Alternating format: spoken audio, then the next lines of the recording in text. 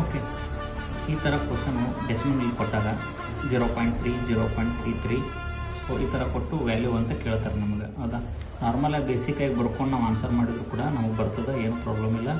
ಆದರೆ ಕಡಿಮೆ ಟೈಮಲ್ಲಿ ಆನ್ಸರ್ ಯಾವ ಥರ ಮಾಡೋದು ಅದು ನಮಗೆ ಸ್ವಲ್ಪ ಕಷ್ಟ ಆಗ್ತದೆ. ಏನದ ಇಲ್ಲಿ ನೋಡಿರಿ, 0.333 ಇದನ್ನು ಲಾಸ್ಟನ್ನು ಕನ್ಸಿಡರ್ ಮಾಡಬೇಕು. ಹೈಯೆಸ್ಟ್ ಇರೋದನ್ನು ಎಷ್ಟು ಪ್ಲೇಸ್ ಅದ, 1 2 3 4 5 ಪ್ಲೇಸ್ ಇದನ್ನು.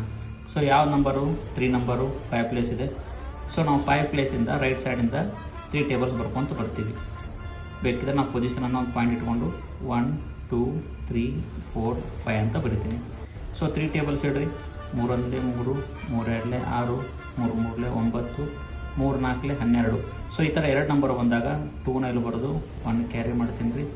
3 5 15, ಇದು ಒಂದು 16, 6 ಪ್ಲೇಸ್ ತುಂಬ್ತಾ. ಸೊ ಒಂದು ಕೇಸ್ನಾಗ ಈ ಥರ ಬರೀರಿ. ಸೊ ಆನ್ಸರ್ ಎಷ್ಟು ಬರ್ತದೆ, 1.62963.